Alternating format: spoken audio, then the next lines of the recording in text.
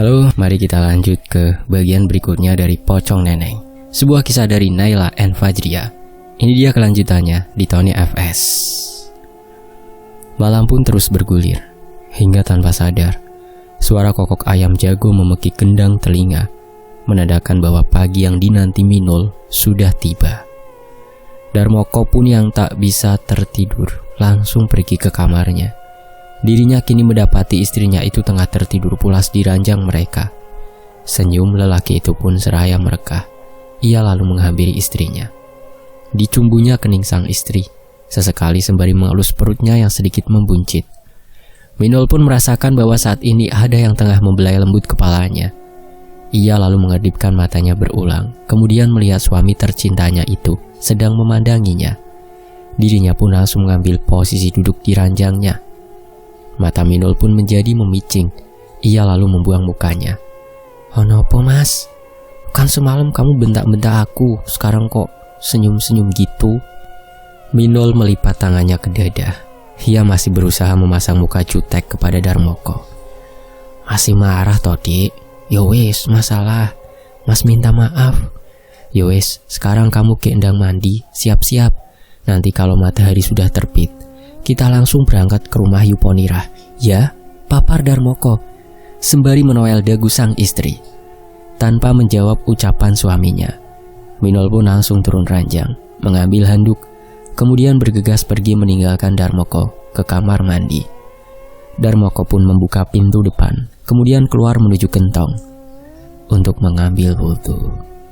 Setelahnya ia pun menuju kamarnya dan melaksanakan sembahyang subuh terlebih dahulu.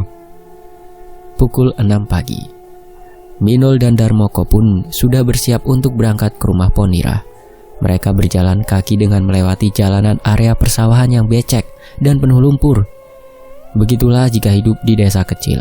Untuk sampai dari rumah satu ke rumah yang lainnya, maka mereka harus melewati gundukan jalanan di area persawahan sini.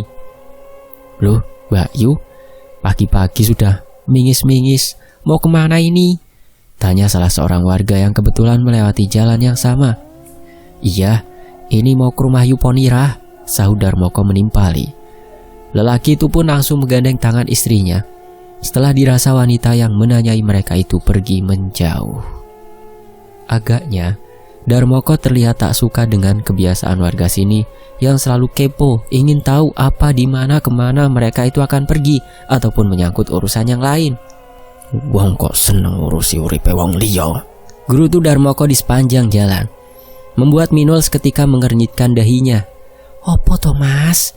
Wong mbok nah tadiyo cuman sekedar tanya ya mas," sahut istrinya itu.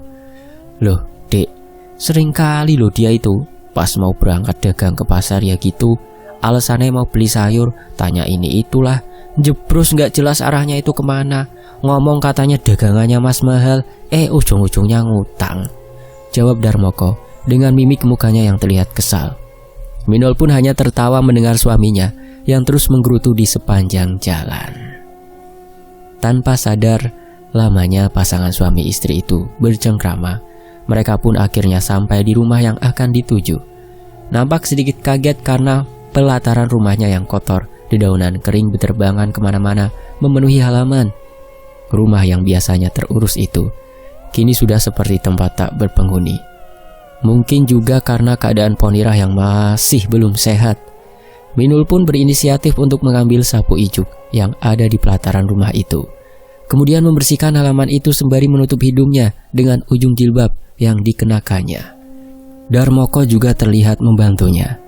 Lelaki itu memunguti potongan-potongan dahan ranting yang berjatuhan, kemudian dikumpulkannya dan ditaruhnya pada teras rumah Ponirah, berjaga-jaga jika sewaktu-waktu persediaan kayu bakarnya mulai habis. Maklum, pada zaman itu, di kampung terpencil, mereka masih belum semuanya menggunakan gas. Jikapun ada, mungkin sebagian hanya ditemukan di rumah-rumah mewah yang ada di ujung jalan raya sana. Setelah semuanya dirasa selesai, Minul pun mendorong pintu yang terbuat dari bambu itu ke dalam. Mereka pun terkejut dan tak percaya dengan apa yang terjadi pada saat itu. Ketika pintu dimulai dibuka, bau busuk dan amis pun menyeruak hingga ke indera penciuman, sampai-sampai membuat perut Darmoko mual. Pun dengan Minul yang perlahan mencoba masuk ke dalam rumah tersebut, Wanita itu pun menjadi kaget bukan kepalang melihat Ponirah yang merintih kesakitan dengan posisi terlentang di plesteran rumahnya. "Ya Gusti Bayu!" serentak Minul dan Darmoko pun menghampirinya dan mengangkat tubuh Ponirah pada tikar anyaman yang terbuat dari bambu. Rupanya bau busuk tadi berasal dari wajah Ponirah yang kala itu diludahi oleh pocong si Neneng. Mereka juga melihat ada belatung-belatung kecil yang diam-diam berjalan di permukaan wajahnya. Awal kejadian itu, wajahnya diketahui hanya melepuh. Namun kala itu, Minul juga sudah mengolesinya salep untuk meredakan rasa sakitnya. Namun mereka tak menyangka bahwa lukanya malah akan separah ini. Sampai-sampai Darmoko pun dibuat begidik ngeri ketika melihat pemandangan menjijikan yang ada di hadapannya itu. Ponirah pun melayangkan tangannya ke samping, seraya tangan satunya sembari memegangi kerongkongannya yang nampak kering. Ia menunjuk-nunjuk gelas yang terbuat dari bambu yang diletakkan tak jauh dari tempatnya disandarkan saat ini. "Apa yuk? Mau minum toh?" Minul pun bergerak cepat mengambil wadah tersebut. Dilihatnya wadah itu kosong tak berisi. Ia lalu pergi ke belakang untuk mengisi cawan itu dengan air. Sambil menunggu istrinya itu kembali membawakan minuman, perlahan Darmoko memberanikan dirinya mendekat menghampiri Ponirah yang tengah terbaring lemah di atas tikar anyaman. "Walah yu, kok bisa jadi seperti ini?" Lelaki itu pun juga nampak tak tega melihat keadaan Ponirah. Srek, srek.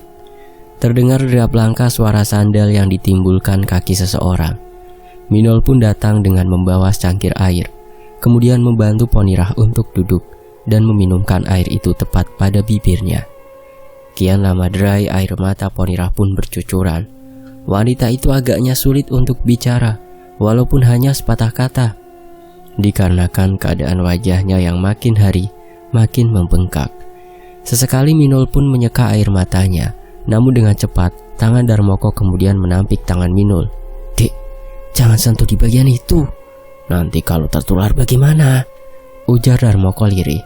"Hus, mas ini bicara apa? Kok tiba-tiba ngomong seperti itu?" Minul agak kaget dengan kata-kata yang terlontar dari mulut suaminya itu. Tak biasanya suaminya berbuat seperti ini ketika ada warga yang tengah kesusahan sekalipun. "Ya ndak gitu. Takutnya nanti kamu ketularan. Kan kamu juga sedang hamil, Dek." Rupanya Darmoko takut jika luka yang ada di bagian wajah Ponirah itu akan menular pada istrinya. Apalagi dilihat-lihat, lukanya juga semakin membusuk. Untuk menunjukkan sikap patuhnya kepada suami, Minul pun menurut apa yang dikatakan oleh Darmoko. Dirinya hanya mengangguk paham, kemudian memfokuskan lagi pandangannya ke arah Ponirah yang kondisinya nampak begitu memprihatinkan. "Assalamualaikum, kula nuwun." Terdengar suara seseorang dari arah pintu masuk. Dua pasangan suami istri pun langsung menolehkan kepalanya ke belakang. Darmoko lalu bangkit, bergerak ke arah pintu untuk menyambut seseorang yang sedang bertamu itu. Pak Kiai kalih Bu Nyai, monggo mlebet." Darmoko pun mempersilahkan tamu tersebut untuk masuk ke dalam rumah. Sungguh hal yang tak terduga, sesepuh kampung tersebut datang sendiri bersama istrinya untuk melihat langsung kondisi Ponirah. Minul pun mengatupkan tangan kepada Kiai Abdul Salam, kemudian menjabat dan mencium tangan istrinya. Selang beberapa menit, Minul merasakan bahwa istri dari Kiai Abdul Salam nampaknya merasa risih berada di sini.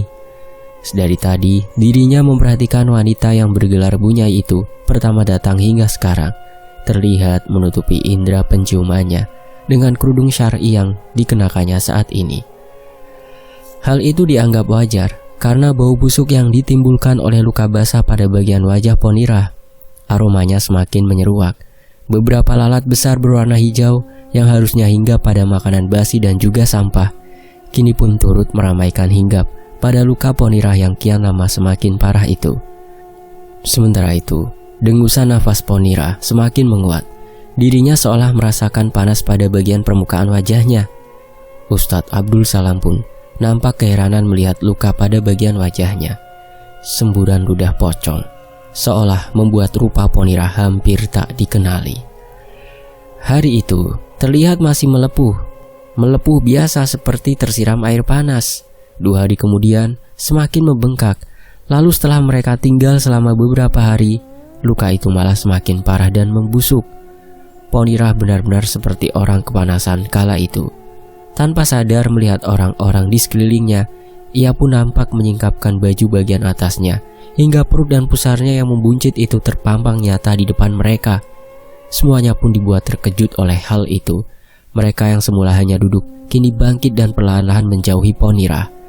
Bagaimana bisa semburan akibat ludah pocong yang awalnya hanya mengenai wajahnya dan meninggalkan jejak luka berbentuk basah itu mulai merambat ke sekujur tubuhnya? Duh Gusti, luka karena semburan itu sepertinya sudah jadi penyakit. Lihatlah bagian perutnya itu, dampaknya juga ikut membusuk.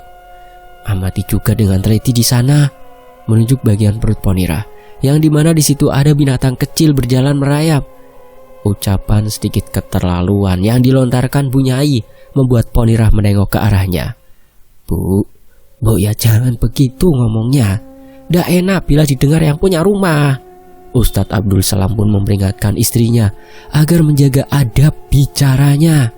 Minul yang sedari tadi diam, kini matanya nampak memicing ke arahnya. Mungkin jika hanya menutupi hidungnya saja, itu tidak menjadi masalah baginya. Namun, perkataannya barusan memanglah terdengar sangat keterlaluan. Seolah wanita bergamis dan berkerudung syar'i itu melupakan bahwa dirinya adalah istri dari ustadz besar di kampung tersebut. Darmoko melirik ke istrinya, kemudian menyikutnya. Sudah, biarkan saja. Memang begitu watak aslinya. Papa Darmoko setengah berbisik pada telinga Minul. Istrinya itu pun hanya memanggut kecil. Ustadz Abdul Salam pun tiba-tiba melambaikan tangan ke arah Darmoko. Mereka berdua pun berjalan agak menjauh. Entah apa yang mereka diskusikan saat ini. Minul pun menuangkan lagi air dalam cawan itu. Siapa tahu air itu dapat membantu Ponira untuk meredakan rasa panas di tenggorokannya, walaupun hanya sesaat. Namun ketika dirinya menuangkan air tersebut, ia melihat bahwa ada bintik-bintik merah yang kian lama menjadi benjolan timbul di atas permukaan tangannya. Sontak saja karena terkejut, cawan yang dipegangnya itu pun menjadi jatuh ke lantai. Mas Darmoko, lengkingan suara Minul membuat Darmoko kalang kabut. Ia kemudian berlari meninggalkan Ustadz Abdul Salam yang belum selesai mendiskusikan sesuatu dengannya, dan memilih menghampiri istrinya yang kala itu secara tiba-tiba menjadi berteriak. Ono opo dek? Minul langsung menunjukkan tanda benjolan merah pada tangannya itu kepada Darmoko. Astagfirullahaladzim, kenapa tanganmu iki dek? Darmoko terkejut bukan main melihat keadaan tangan Minul yang tiba-tiba seperti itu. Tolong mas, rasanya panas sekali kulitku ini. Kian lama Minul merintih kesakitan. Bintik merah yang telah menjadi benjolan itu kian lama semakin besar. Dan dalam benjolan itu seperti terdapat cairan yang entah apa itu. Namun cairan itulah yang membuat Minul merasakan tangannya itu seolah-olah panas seperti terbakar. Coba perlihatkan tanganmu itu, Nduk, timpal Ustadz Abdul Salam.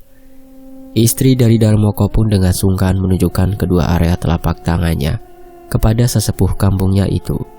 Ya Gusti, jangan-jangan istrimu tertular penyakit Ponira ini. Bu Nyai pun langsung nimbrung menyuarakan isi dalam hatinya itu tanpa embel-embel, tedeng aling-aling. Mereka semua pun kemudian beralih menatap Ponira. Kini wanita itu semakin tak berdaya. Bau busuk beserta belatung pun kian bertambah memenuhi wajahnya. Napas dari kerongkongannya pun sudah berhenti. Dar, sepertinya dia sudah waktunya, Dar, ucap Ustadz Abdul Salam kepada Darmoko. Lalu bagaimana ini Ustadz? Apa yang harus kita lakukan?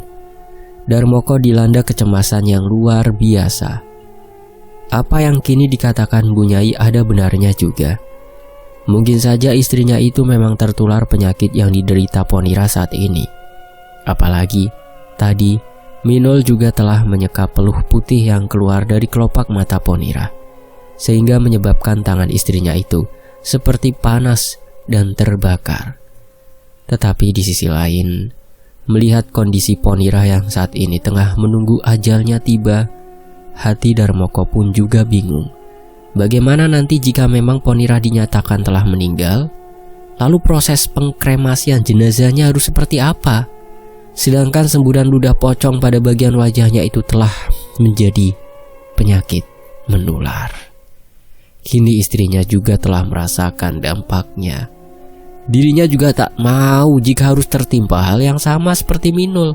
Setidaknya dalam keluarganya itu harus ada satu orang yang tetap dalam keadaan sehat, agar jika terjadi sesuatu pada istrinya, Darmoko tetap bisa untuk memberikan pertolongan. Setelah berpikir keras, barulah Ustadz Abdul Salam pun berani untuk mengambil tindakan. Sesepuh kampung itu memberi nasihat kepada Darmoko supaya menunggu lebih lanjut. Semoga saja ada mukjizat dari Yang Kuasa sehingga sakit yang Ponira derita diangkat olehnya. Setengah berbisik terhadap istrinya, perlahan Bunyai mendekat ke arah Minul, menyuruhnya membimbing Ponira untuk mengucapkan kalimat tauhid. Melihat sikap istrinya, Ustadz Abdul Salam pun menggelengkan kepala. Kok nyuruh istrinya Darmoko untuk bimbing? Kan bapak tadi nyuruhnya ibu, celetuk beliau. Kan sama saja toh, lagian aku juga ndak mau tertular penyakitnya Ponira. Serem. Sungguh jawaban dari istrinya semakin membuat Ustadz Abdul Salam greget.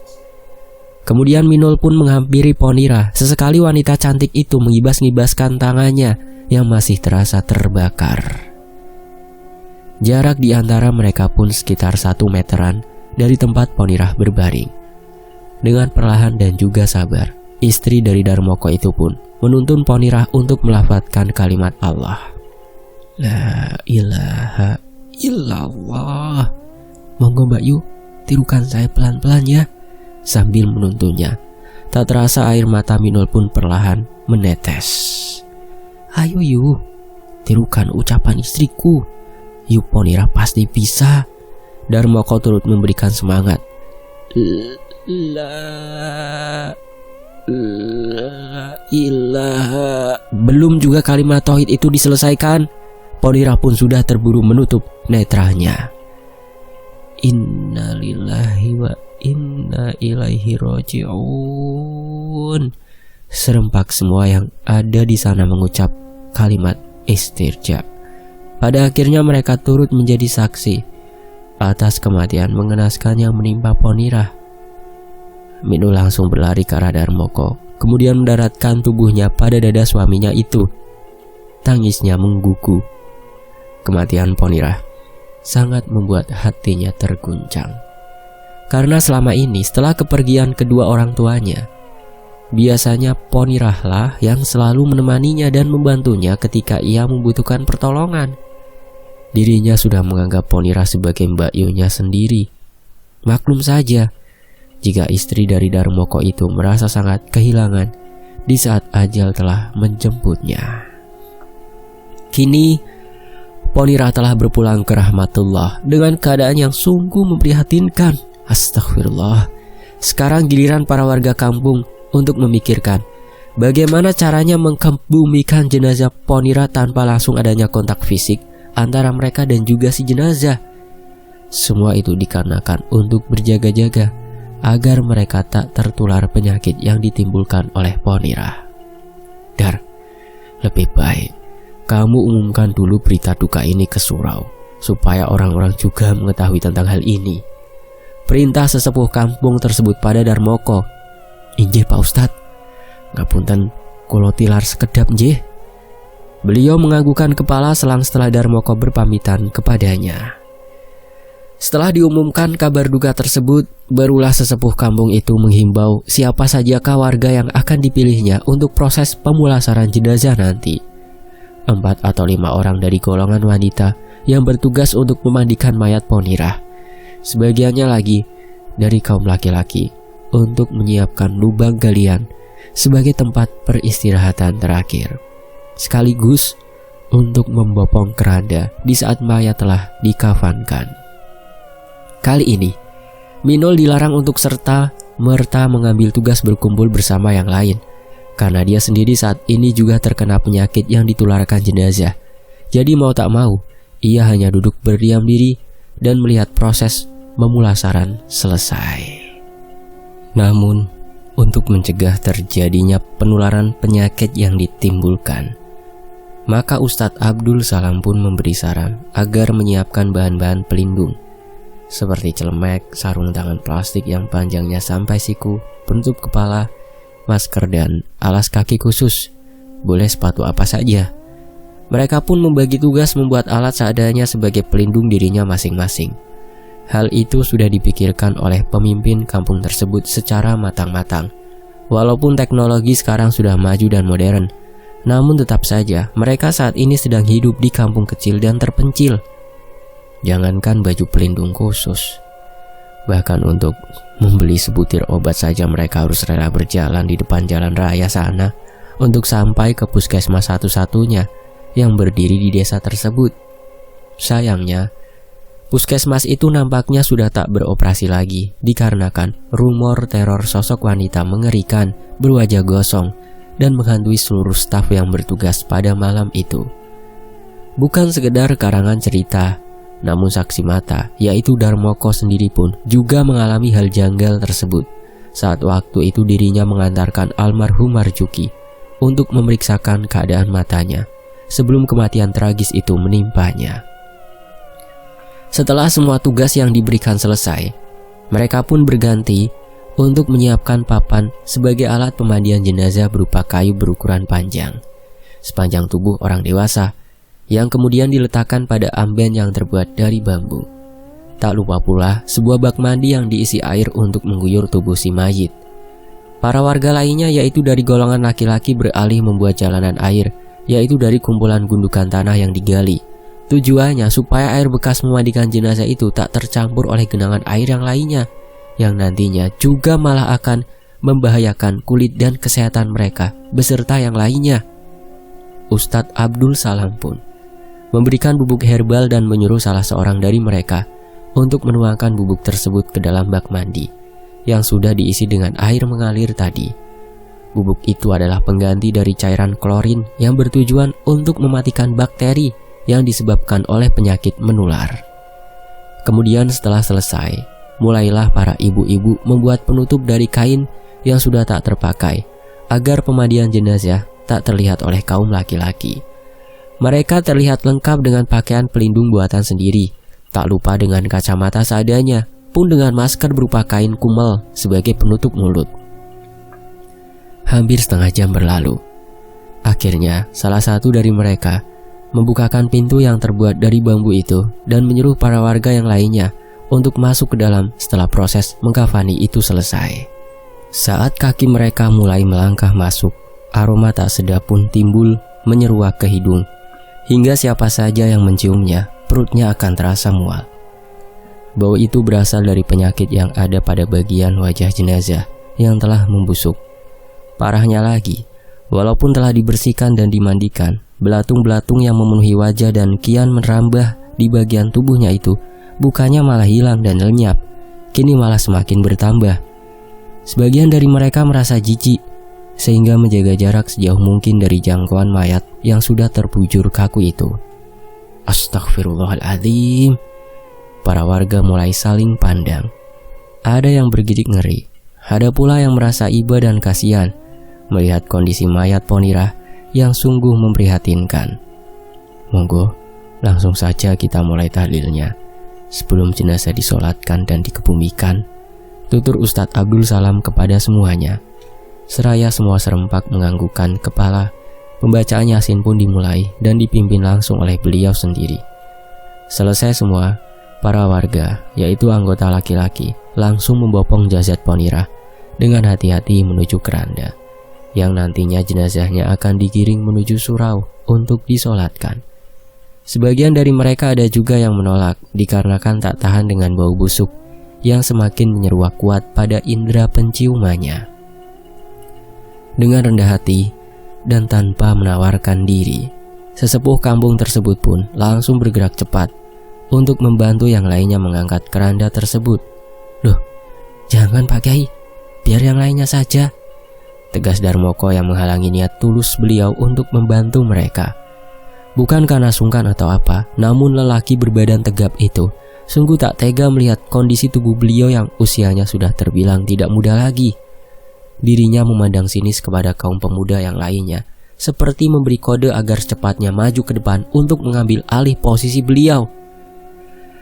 Mata Darmoko pun bergerak melotot ke arah seorang warga yang terbilang masih cukup muda di kampungnya itu. Nampak pemuda itu hanya berdiri di antara para warga lainnya tanpa melakukan aktivitas apapun. Tatapan tajam pun dilayangkan ke arahnya. Perlahan, anak muda yang dimaksud itu pun mulai melangkahkan kakinya ke depan.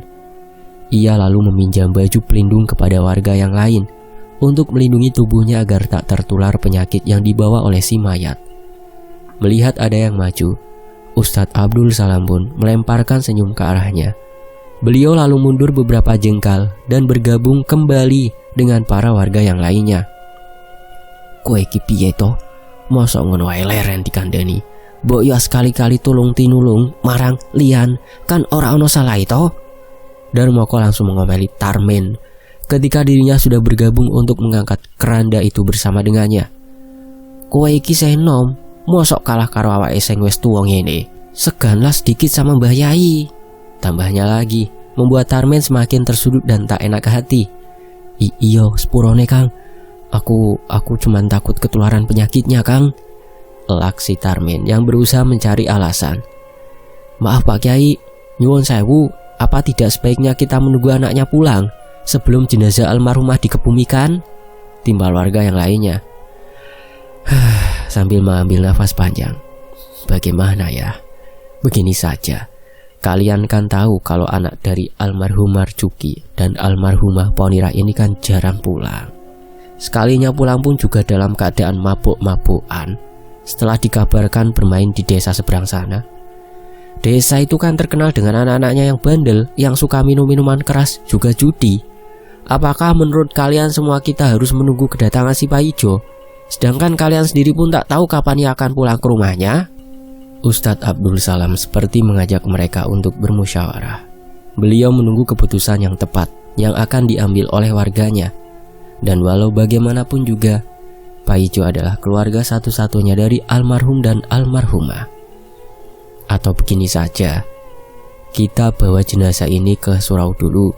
Setelah itu, salah satu dari kita nanti yang akan menyampaikan kabar duka ini kepada Pak Ijo di desa seberang sana. Bagaimana?" ujar beliau yang mencoba bernegosiasi. "Jembon Pak Yai, bagaimana baiknya saja kalau begitu." Dan akhirnya mereka pun membuat kesepakatan. Iringan rombongan kemudian mengantarkan jenazah Ponira yang dipikul dengan keranda itu ke surau untuk disolatkan terlebih dahulu. Sementara itu, bunyi deru knalpot brong memaki gendang telinga para warga yang saat ini tengah menyolatkan jenazah Ponira. Seorang lelaki berjaket jeans serta berpakaian celana compang-camping seperti preman datang berjalan sempoyongan dengan membawa sebotol minuman keras di tangannya. Sedangkan seorang temannya lagi duduk menunggu di atas motor sembari menyunggingkan bibir ke arah para warga yang berjaga di depan musola. "Ya Gusti, mbokmu lo ninggal. Kok bisa-bisanya anaknya malah minum seperti ini?" Kedatangan Pak Ijo disambut ramah dengan omelan-omelan dari Bu Nyai. Tanpa sadar, Pak Ijo terjatuh ketika hendak menaiki anak tangga surau itu. Dirinya kini mengambil posisi duduk setengah rebahan sambil mencekoki mulutnya dengan minuman keras yang ada di genggamannya itu. Kemudian ditatapnya satu persatu warga yang sebagian dari mereka mulai berbisik membicarakan tingkah lakunya yang tak patut dicontoh oleh generasi muda. Apalagi kondisinya pas pada waktu meninggalnya orang tuanya sendiri. Pak Ijo tersenyum mengejek, lalu bangkit kembali dan berjalan menuju ke dalam, di mana di sana sudah ada beberapa orang yang tengah menyolatkan mayat ibunya. Tak ada yang berani untuk menghentikan perbuatannya. Mereka lebih memilih diam karena takut akan tindakan Pak Ijo beserta gerombolannya yang terbilang sangat anarkis.